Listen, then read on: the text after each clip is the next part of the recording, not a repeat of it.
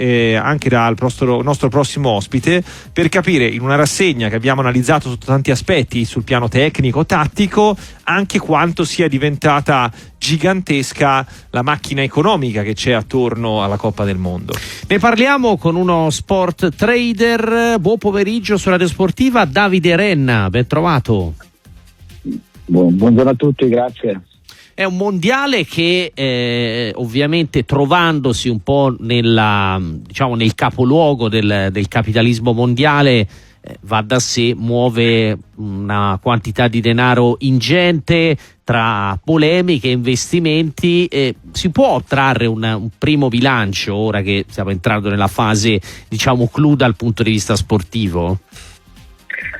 Sì, certamente si può trarre sicuramente un bilancio che già si intravedeva come premessa, ma si sta consolidando strada facendo. Questo è sicuramente sicuramente è l'evento più importante a livello calcistico. È un evento così dimensionato e così interconnesso non c'è mai stato nella sua storia.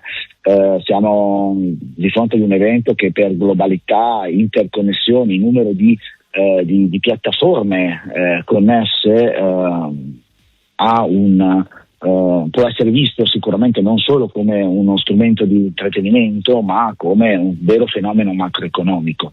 Da questo punto di vista lo sport può essere visto non solo come intrattenimento, ma come appunto un fenomeno macroeconomico, perché muove mercati che prima mai aveva mosso con così tanta dimensione, appunto. Sì, una dimensione mastodontica. Ormai il fatturato del mondiale è veramente clamoroso. Quest'anno, secondo la FIFA, supererà gli 11 miliardi di dollari, quindi oltre 9 miliardi di euro.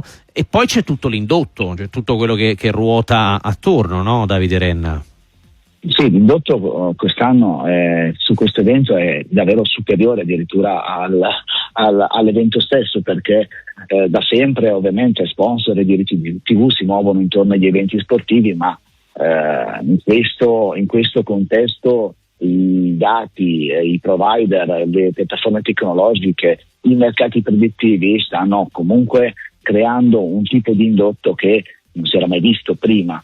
Anche la dimensione del numero di squadre che sembrava che poteva essere letta come un'apertura ovviamente meritocratica a livello sportivo. Le 48 nazionali hanno di fatto aperto anche a 9 nazionali asiatiche, che portano un indotto di turismo, di movimento e di mercati che vanno oltre il semplice significato sportivo.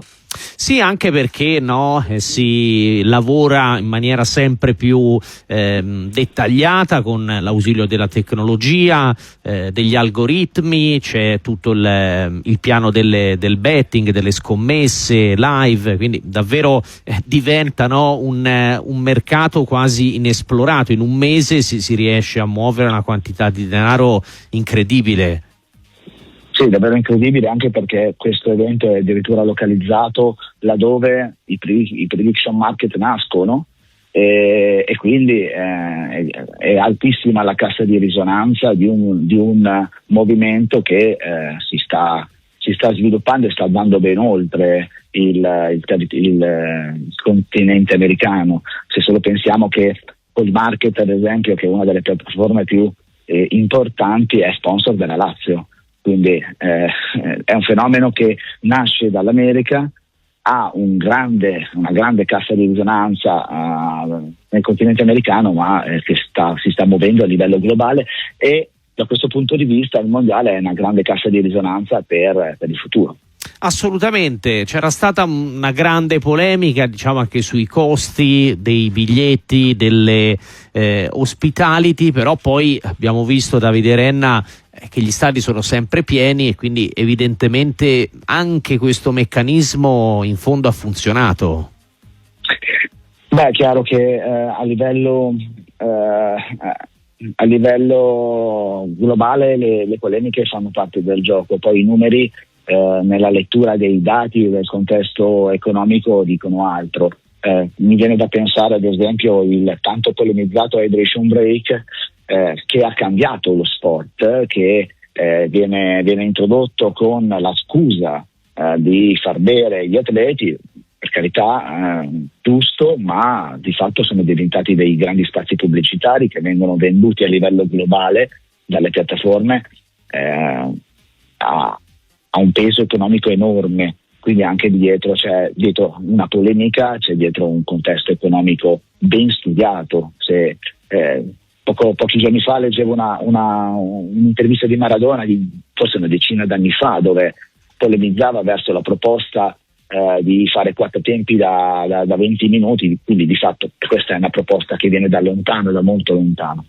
Certo, assolutamente. Nel salutarla, Davide Renna, Sport Trader, per spiegarlo anche ai nostri ascoltatori, cos'è lo Sport Trader? Sport trading vuol dire prendere posizione economica, finanziaria, relativamente al trend di un evento, quindi esattamente come si fa in borsa, dove si comprano delle azioni e si prevede l'andamento di un'azione, prevedendo l'andamento di un evento sportivo, quindi prevedendo l'andamento, non il risultato, ed è qui la differenza rispetto alle scommesse, si vanno ad allocare delle posizioni economiche, ovviamente con l'obiettivo di fare profitto tra prezzo di entrata e prezzo di uscita di una posizione. Nuovi contesti che si muovono grazie ai dati, alla gestione del rischio, alla capacità decisionale, che fanno diventare questa